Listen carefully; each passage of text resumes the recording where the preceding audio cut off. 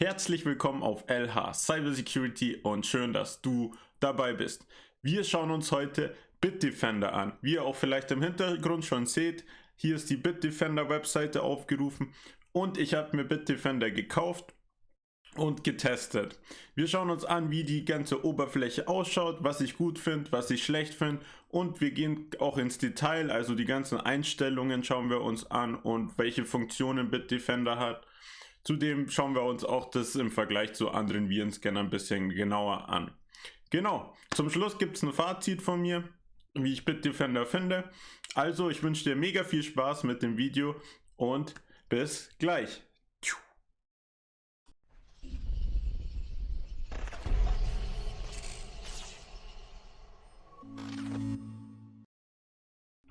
Okay, kommen wir erstmal zu den Fakten über die Firma. Also Bitdefender, sie sagen selbst, sie sind Weltspitze in der IT-Sicherheit. Kann ich halbwegs bestätigen. Ganz genau kann ich das noch nicht sagen, da ich zu diesem Virenscanner noch keinen richtigen Test gemacht habe. Aber man kann so viel sagen, also sie erkennen schon extrem viel, wobei auch ziemlich viele False Positives dabei sind, also Fehlalarme. Genau, dann 18 Jahre Erfahrung in der Internet Security. Gut, das wird schon stimmen und 500 Millionen Nutzer weltweit. Das glaube ich Ihnen jetzt auch mal. Dann, es gibt für Heimanwender, Unternehmer und als Provider, also Internetanbieter halt eben als Cyberdienst. Und ja, man kann auch eine Partnerschaft mit ihnen. Falls das jetzt jemand interessiert, ich habe keine Partnerschaft mit Bitdefender, nicht, dass wieder heißt, ja, ich bin voreingenommen. Nein, ich kriege von denen gar nichts. Und ich habe mir sogar das selber gekauft. Gut, um das mal klarzustellen am Anfang. Gut, dann schauen wir uns hier die Awards an. Ja, gut, viele Virenscanner haben Awards. Die sind teilweise auch gekauft. Also ich will jetzt hier auch Bitdefender nicht beschuldigen, aber das machen ab und zu machen das halt Virenscanner. Ich weiß nicht, ob die es auch gemacht haben. Auf jeden Fall schauen wir uns die Produkte für Heimanwender an, weil dieses Video geht an Heimanwender, also dich.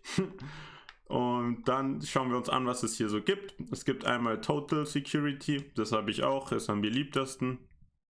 Premium Security, hier hat man noch ein VPN dabei.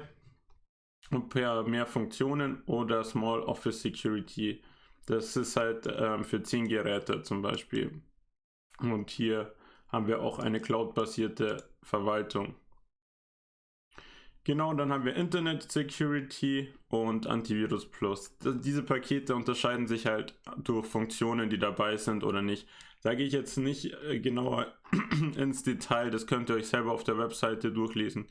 Wir schauen uns Total Security an. Hier sind die meisten Funktionen dabei und ja, ich zeige euch alles.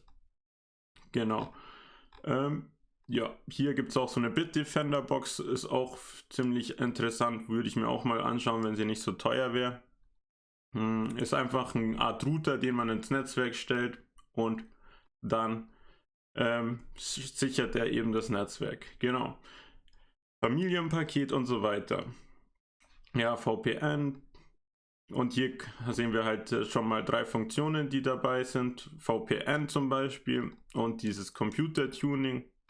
Virenentfernung, klar, das ist logisch. Übergreifende Installation und Einrichtung. Ja, gut. Hier sehen wir auch nochmal laut ihnen, wie gut sie sind. Also sie sind die besten gegen Infektionen. Im Vergleich zu Kaspersky, Symantec und McAfee. McAfee. Und laut V-Test geringster Einfluss auf die Systemleistung. Also das kann ich bestätigen, Systemleistung wurde bis jetzt echt kaum, ja, ist mir kaum was aufgefallen, das haben sie gut gemacht, dass eben das System nicht langsamer wird durch einen Virenscanner, klar, bisschen schon, aber so, dass man es eben nicht merkt. Gut, genug gequatscht über die Webseite, ihr seid schon gespannt, jetzt öffnen wir das Ganze mal. Ihr seht es, ich habe es in dem Dark Mode, wir machen es im normalen Modus mal für euch. So schaut es dann auch aus, wenn ihr es installiert habt. Installation hat gut funktioniert alles. Nach der Installation wurden erstmal Updates gemacht. Machen andere Virenscanner ein bisschen schlauer. Die tun halt erst die neuesten Versionen runterladen und dann updaten. Gut, Ansichtssache. Dann haben wir hier so ein Dashboard. Hier, das können wir auch selbst konfigurieren, was wir hier haben wollen. Quickscan, VPN, Schwachstellen-Scan. Und hier oben haben wir so eine Art Guide. Hier wird uns immer vorgeschlagen, was wir tun sollen. Zum Beispiel steht hier jetzt, dass ich noch ein Abo für 2 weitere Geräte habe. Ich habe mir ein Abo mit 5 Geräten gekauft, also 2 für Laptops und eine für den PC. Jetzt habe ich noch 2 offen. Gut, bisschen Verschwendung, naja. Dann Schwachstellenempfehlung, das hier wird eben die Schwachstellen vom PC analysiert und geschaut, welche Systeme oder welche Einstellungen nicht sicher sind für das System oder verbessert werden können. Schauen wir uns im Detail auch nochmal an. Ja, genau. Hier ist eben so ein Guide, was wir machen können, Passwortmanager einrichten und so weiter. Ich würde zeigen, wir gehen einfach mal Schritt für Schritt durch. Klicken wir mal den Quickscan an, dann macht er eben einen Quickscan. Falls ihr nicht viel Zeit habt, macht ihr da einfach schnell das hier. Und ihr euch unsicher fühlt, dann sehen wir hier oben schön die ganzen Dateien, die gescannt werden, wie viele Objekte, wie viel Zeit, wie viel behoben und ungeklärte Objekte und passwortgeschützte, die halt dann eben nicht gescannt wurden. Finde ich recht schön, Animation ist auch nice, alles recht easy gehalten, nicht überladen und ja, gefällt mir gut auch das ganze Design, auch dass man hier den Dark Mode, wie ihr vorher sehen könnt, aktivieren könnt, hat was. Gut, aber darauf kommt es bei einem Virenscanner eher weniger an. Und dann haben wir hier den Systemscan, das ist das gleiche, nur dass eben das ganze System gescannt wird. Schwachstellen-Scan, hier sehen wir jetzt eben, hier Adobe Flash und so, der typische Übeltäter, bräuchte ich eine neuere Version. Mein WLAN-Passwort ist nicht sicher, weiß ich auch. Veränderte Systemeinstellungen, also man könnte es besser konfigurieren. Und ein kritisches System-Update habe ich noch nicht installiert. Finde ich echt gut, also diese Funktion finde ich echt top, einfach weil ich kenne die von anderen Virenscannern schon auch, aber nicht so in diesem Detail. Also hier wird echt alles in Betracht gezogen. Wir sehen hier Betriebssystem, Anwendungen und Netzwerk. Es steht auch genau da, was zu tun ist und was das Problem ist. Das gefällt mir echt gut. Also hier top, Alter, top Bitdefender-Funktion auf jeden Fall. Und ja, man kann hier dann das einfach durcharbeiten und es gibt sogar eine Risikobewertung, gering oder kritisch. Und ja, top, Alter. Das finde ich echt gut. Und ja, genau. Kommen wir zum nächsten Feature, VPN. Boah, mit VPN, da muss ich jetzt wieder Bitdefender ein bisschen hier schlechter reden, weil die haben mich echt aufgeregt. Also zu meiner Version gab es noch ein VPN, 7 Tage und ich wollte den VPN nicht. Vor allem, wieso soll ich mir ein VPN installieren, wenn ich ihn nur 7 Tage habe? So, und außerdem habe ich meinen eigenen. Video kommt nach oben, wenn ihr Interesse an dem VPN habt. Genau, zurück zum VPN. Der wurde einfach mit installiert und ich konnte nicht auswählen, nee, bitte kein VPN installieren. Das hat mich ziemlich aufgeregt, da ich jetzt bei 3 PC den VPN nachträglich deinstallieren musste. Ich finde auch ein VPN macht jetzt nicht unbedingt so viel sicherer. Natürlich, klar, in gewisser Hinsicht schützt er deine IP-Adresse, aber ich finde, das muss jetzt nicht bei einem Virenscanner dabei sein. Schön, dass Kaspersky und Bitdefender das so machen. Kann man auch loben, ja klar, ist gut, wenn man das eben will, dann ist es schon top, dass es dabei ist, aber ich habe mich damit geärgert. So. Safety Pay oder SafePay, auch geiles Feature, zeige ich euch schnell. Ich hoffe, das bricht nicht meine Aufnahme ab. Vielleicht seht ihr jetzt gar nichts, das ist einfach ein Browser, der eben nochmal extra geschützt ist. Ja, gut. Meine Aufnahme wurde abgebrochen, sorry. Da wird eben nochmal die Tastatur extra verschlüsselt, sodass keine Keylogger eben mitlesen können und es ist nochmal ein extra Browser in so einer Art VM, also virtuellen Umgebung, damit eben kein Virus da so leicht draufgreifen kann für Online-Banking, was weiß ich. Genau. Und dann One-Click-Optimierung finde ich auch recht nice. Hier das eben sowas wie CC Cleaner, wenn ihr das kennt, hier sieht man eben, ja, es ist ein bisschen Chunk-Dateien auf der Festplatte und Registry wurden keine Probleme gefunden oder wurde gar nicht gescannt, je nachdem. Ja, falls wir zu viel Müll auf dem PC haben, auf Windows oder so, dann können wir das eben hier dadurch cleanen. Aber auch Achtung, hier aufpassen, wenn ihr hier Chrome oder so anwählt oder Internet Explorer, der löscht auch euren Verlauf und eure Cookies und das kostet euch dann wiederum Zeit. Aber das kann man abhaken, also deaktivieren. Also auch nices Feature, finde ich auch geil, dass die das reingebaut haben. Genau, dann schauen wir uns jetzt mal hier den Schutz an. Was haben wir für einen Schutz? Ziemlich wichtig, auch beim Virenscanner, logisch. Und wir haben hier Online-Gefahren, Abwehr. Schauen wir uns mal die Einstellungen an. Hier können wir Ausnahmen verwalten. Hier muss ich auch sagen, ich habe schon, ja, wie nennt sich es, Ausnahmen hinzugefügt, da er eben ziemlich viel als Virus oder schädlich erkennt. Sogar meine eigene Seite hat er als schädlich erkannt, sehr lustig. Oder IP-Logger, wo ich auch mal ein Video drüber gemacht habe. Ja. Oder halt, ja gut, Anonymous-Files, das ist schon meistens schädlich und so. Genau. Er trifft schon richtige Entscheidungen, aber für mich, für meinen Geschmack, ein bisschen zu überbewertet. So. Deswegen habe ich die Ausnahmen hinzugefügt, dass ich die überhaupt aufrufen kann und nutzen kann. Vor allem bei meiner eigenen Webseite hat mich ein bisschen genervt, dass er die als schädlich sieht. Also ich weiß auch nicht, was hier los ist. Gut, ich habe da früher mal ein paar Tests gemacht, aber das ist schon 5 Jahre her gefühlt. Naja, ist irgendwie auf die Blacklist gewandert. Also ja. Ja, wie gesagt, schon am Anfang, er tut eben die Sachen überbewerten teilweise oder viel False Positives und so. Genau, schauen wir hier Internetangriffe, können wir aktivieren, Suchberater. Da zeigt ihr ihn dann an oder dir dann an, was eben für Ergebnisse gut sind, also oder welche auf Virenseiten lotsen und so. Verschlüsselter Webscan, Prüfsicherheit um verschlüsselte Webseiten, das ist dann eine SSL-Verschlüsselung wahrscheinlich.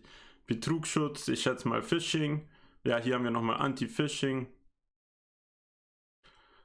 Ja, das ist sowas Ähnliches. Netzwerkschutz verhindert die Ausnutzung von Schwachstellen auf Ihrem Gerät. Das finde ich auch ganz gut, dass da hier eben auch das Netzwerk geschützt wird. E-Mail-Schutz, ja gut, ich benutze hier kein E-Mail-Programm auf dem Rechner, aber hier kann man eben auch nochmal von Bitdefender die E-Mails überprüfen lassen. Genau, dann Schwachstellen. Schauen wir uns Schwachstellen an. Ja, den Scan haben wir uns ja gerade angeschaut. Hier den WLAN-Sicherheitsberater. Ja, ich weiß, dass mein WLAN nicht sicher ist. Windows Updates. Ja, hier habe ich den Haken rausgemacht, weil er mir ansonsten jedes Mal beim PC-Start anzeigt, dass mein WLAN nicht sicher ist. Was mich ein bisschen nervt. Gut, er hat schon recht, aber ja. Nichts für mich also in diesem Fall. Gott sei Dank kann man es deaktivieren. Wenn man es nicht deaktivieren hätte können, boah, das wäre schon, das gibt Minuspunkte bei mir. Aber es ist alles Ansichtssache, genau. Firewall. Firewall finde ich auch geil, hat funktioniert, nicht so wie bei GData. GData hat mich echt auch schon ein bisschen aufgeregt mit ihrer Firewall. Wobei da ist der Support wenigstens gleich da und konnte mir helfen. Aber hier hat alles funktioniert. Wir können hier auswählen, welchen WLAN-Adapter. Hier, das sind es von meinen VMs. Und sehen hier, was zugelassen wurde, was blockiert wurde. Und der Typ dynamisch. Also dynamisch ist so ein Zwischendrin zwischen Heimnetzwerk und öffentliches Netzwerk. Dann sehen wir hier die Regeln nochmal. Können nochmal ja, diese Regeln selber bearbeiten, Regeln hinzufügen, Regeln zurücksetzen, falls irgendwas blockiert wurde. Genau. Dann haben wir hier die Netzwerkadapter. Hier können wir alles einstellen, dynamisch, heim, öffentlich. Und ja, Portscan, das finde ich auch interessant. Er erkennt, wenn ein Nmap-Scan zum Beispiel auf deinen PC durchgeführt wird oder wenn dein PC auf Schwachstellen gescannt wird, dann blockiert er das sofort und zeigt es dir im Normalfall auch an. Ja.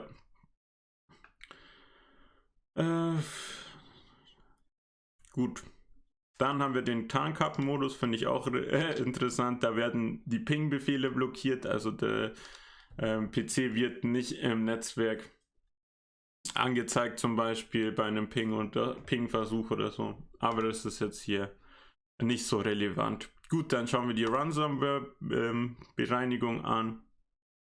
ja, hier wird halt automatisch wiederhergestellt. Also vielleicht können die manche Dateien entschlüsseln, aber ich schätze mal, bei der neuesten Ransomware kann Bitdefender auch nichts machen, so, weil die Hacker sind ja auch nicht dumm. Dann haben wir hier Spam-Schutz. Hier können wir eben halt unsere Freunde E-Mails eingeben, damit der weiß, ja okay, das ist kein Spam. Oder halt eben die E-Mails von den Spam-Nutzern, damit das Programm weiß, dass es Spam ist. Ja. Genau, hier auch wieder ein paar Einstellungen dazu. Überspringen wir jetzt mal. Dann Privatsphäre, hier habe ich euch ja schon erzählt, der Safety Pay Browser. Der ist ja ganz nice, finde ich, gehört auch zu einem Virenscanner dazu. Dann kann man eben auf sicher gehen, wenn man wirklich Online-Banking macht und keine Ahnung, aber Millionen transferiert, dann ist man hier super sicher. Genau, gehört dazu. Und ja, hier den VPN haben wir ja schon besprochen. Was wir noch nicht besprochen haben, ist der Passwortmanager.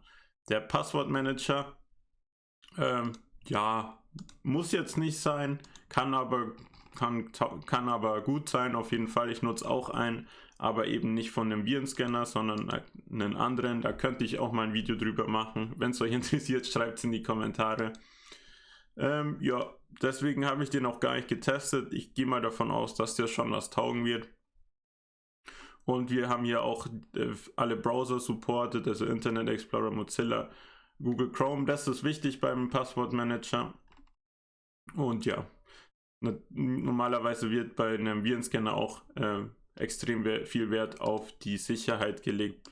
Bei einem Passwortmanager, logisch. Was vielleicht bei anderen Firmen nicht so ist.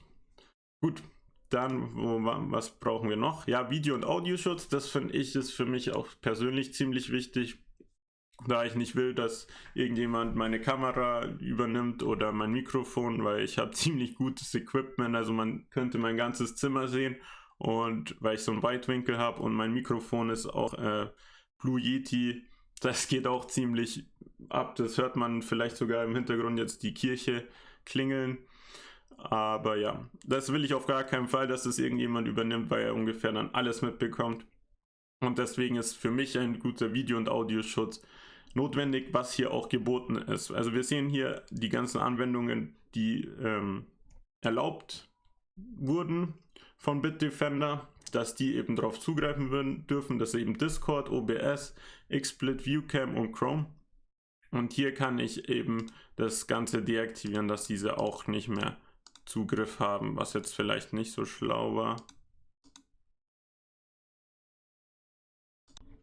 Ja, Fail von mir, richtiger Profi mal wieder am Werk. Natürlich sollte man, wenn man recordet, nicht die Kamera deaktivieren von OBS und so.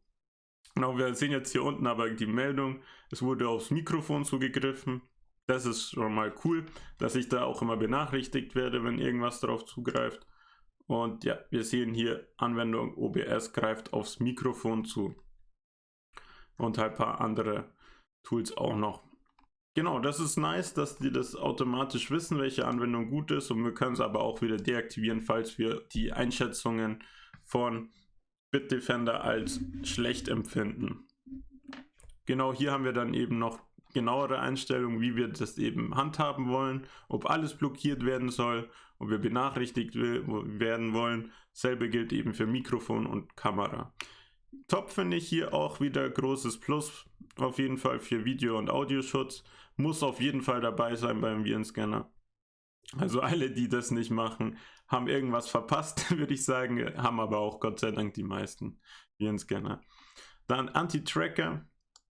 Ja, hier haben wir eben so ein Plugin im Browser installiert, in Chrome oder Mozilla, dass wir eben nicht getrackt werden oder eben eher Anti-Track-Pings raussendet an die Webseiten, dass die eben wissen, ja, hier bitte tut keine Daten sammeln. Hier werden auch Daten gefälscht zum Teil, dass man eben, wenn sie Daten sammeln, falsche Daten sammeln. Ich habe diese Anti-Tracker-Version nicht an, weil ich es nicht so gern habe, so viele Plugins in Google Chrome oder Mozilla oder im Browser allgemein zu haben, da die den teilweise langsamer machen. Ich habe schon so viele drin.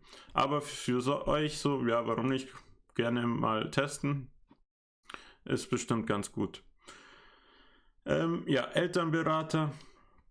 Da kommen wir jetzt hier auf eine Kindersicherung, auf Bitdefender Zentrale. Hier können Eltern eben einstellen, dass ihre Kinder nicht die ganze Zeit am PC sind oder so, oder nicht auf schädliche Seiten gehen zum Beispiel und so weiter. Also die Kindersicherung ist auch dabei. Ja, werde ich jetzt nicht so ins Detail gehen. Da können uns, ja gut, die Config ist online. Schauen wir es uns kurz an. Ja, hier Name des Kindes. Gut, da habe ich jetzt keine Lust drauf. Gut, wird schon was taugen. Also wenn ihr das nochmal genauer wissen wollt, schreibt es in die Kommentare. Ich beantworte euch alles. Gut, haben wir hier die Seite abgeschlossen. Dienstprogramme, Diebstahlschutz. Das finde ich eigentlich eine ganz nice Funktion. Die ist eben auch, jetzt seht ihr hier meine ganzen Geräte, ganz toll. Habe ich auch überall aktiviert. Und wir sehen hier die ganzen Geräte, und wenn die eben geklaut werden, dann können wir Bitdefender eben sagen, ja, hier Gerät bitte sperren oder Daten löschen oder Alarm. Und ja, jetzt habt ihr das auch gesehen, also das ist auch ganz nice. Das hat auch ESET, hat es auch, da habe ich es auch genutzt, das ist ganz cool.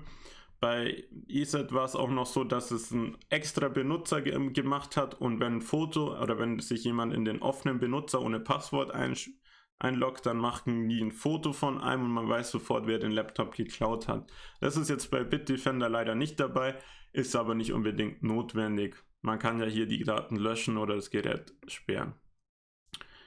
Genau, finde ich nice. Dann One-Click-Optimierung. Haben wir schon gesehen. Dann haben wir hier auch noch Profile. Das kenne ich jetzt so auch noch nicht. Also so im Detail. So ähnlich kenne ich es. Aber hier relativ cool. Er erkennt eben halt, wann wir arbeiten, wann wir einen Film schauen, wann wir zocken, wann wir halt in dem öffentlichen WLAN sind, und stellt den Virenscannern dann so an. Zum Beispiel im Arbeitsprofil erhöht er die E-Mail-Sicherheit und tut halt das System entlasten. Bei Filmen stört er nicht. Bei Spiele erhöht er die Leistung. Bei öffentlichen WLAN halt auch mehr Sicherheit auf die Netzwerke. Okay. Genau, was haben wir dann jetzt hier noch? Die Profile und den Datenschredderer. Den habe ich früher so mal nie verstanden, für was man den braucht. So, warum braucht man einen Datenschredderer? Hat auch GData dabei. Aber inzwischen weiß ich es.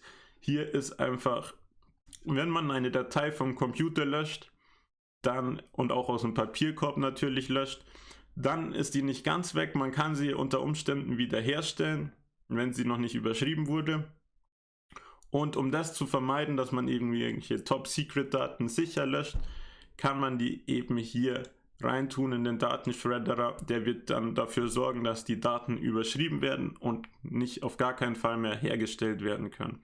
Die überschreibt es dann 6-8 Mal so ungefähr, dann ist es ganz sicher, dass sie nicht wiederhergestellt werden können. Und ja, genau, das macht er eben, ist hier auch dabei ganz praktisch, jetzt wo ich auch weiß, was er macht oder für was es gut ist. Ja, dann haben wir hier die Benachrichtigungen. Zum Beispiel ist mal ein Update fehlgeschlagen, weil ich eben kein Internet hatte. Das lag aber an meinem WLAN-Stick.